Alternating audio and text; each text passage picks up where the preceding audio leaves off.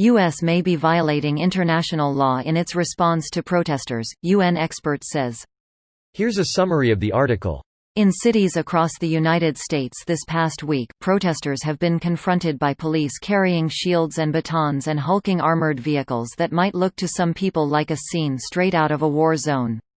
Widespread protests against racial inequalities and excessive use of force by police following the killing of George Floyd in Minneapolis with a white policeman's knee on his neck have revived a debate about equipment and tactics used by police around the United States that critics say should be confined to a battlefield. International human rights advocates observing how the U.S. is handling the protests have said the U.S. may be violating international law in its sometimes violent response. At least on the basis of the videos that I have watched and the reporting that I have read, there appears to be repeated violations of international law, in particular of two principles that should guide the use of force by police in terms of handling protest: necessity and proportionality. So yes, at the moment, based on what we can watch on our screen and what we can read in our newspaper, there is a pattern of violations committed by police force in handling the protest. How do police assaults on reporters in Minneapolis and Washington, D.C., not to mention attacks on demonstrators, how do those compare with what we see in other countries? So what or who are the authorities internationally, and what are they thinking about how to respond to what's happening in the U.S.? First of all, in the U.S. and globally, I will say there is an increasing awareness within the international community, the human rights community, and also the police community, that the so-called less lethal weapons are no panacea. This post received a score of 98,000, with an upvote ratio of 83%. Here are the top comments in response to this article.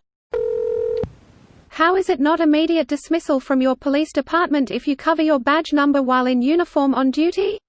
Because your department is the one who instructed you to do so. If you deliberately hide your badge number, it should carry the same consequences as impersonating a cop.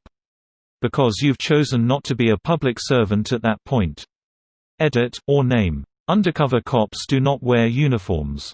Edit 2, if you want something better. Edit 3, see comment, STSH, there are times when the badge number is not visible, but another, anonymizing ID, is available. Absolutely. Congrats on 1K upvotes for a single word. Feels weird, huh? Maybe. There's video evidence and multiple accounts of medics being shotted in their own country. Several were arrested here in Ohio. Yep. Columbus police cornered one then sprayed her in the face. I can't begin to imagine what his decision tree thought process was as he approached a medical volunteer with malice. What's worse is the whole thing happened because she asked if she could help someone. The answer was no. Help yourself. Spray. R. 2020 police brutality. America is like the Poisson brother that makes rules up as he goes so the game only benefits him. But once those rules are used against him, he laughs in your face and says, "What are you gonna do about it?" Just like how they helped found the International War Crimes Court and then exempt themselves from being investigated by that court. Rules are for thee, not for me. Same deal with our police. Do as I say, not as I do. More like, do as I say, you're not complying, bang bang bang. More like, stop bang resisting bang bang. More like, bang stop bang resisting bang bang bang. Bang bang bang bang bang police. Put your hands up. You announced yourself. This is incorrect. The only bang on the door is when you kick it in. Ya think. You ain't seen nothing yet. Police shot a 16-year-old kid standing on a hill in the head with lead round wrapped in cloth they call a beanbag because they are crazy. This kid was hospitalized with a huge hole in his skull. Warning, really graphic, disturbing. Edit, I don't know WTF we can do anymore, but there is a petition here calling for justice for this poor kid. He has brain damage to his prefrontal cortex. They took his humanity from him. Seems like they are aiming for heads. So many people getting their eyes shot out and brain damage. The cop who took this shot should be in jail. If they think we can't sustain rage over this shit, they are so wrong. Edit, people are speculating below about how injured this kid is. This situation is still developing, and of course some government source released a statement a day after this happened that said essentially, he's fine.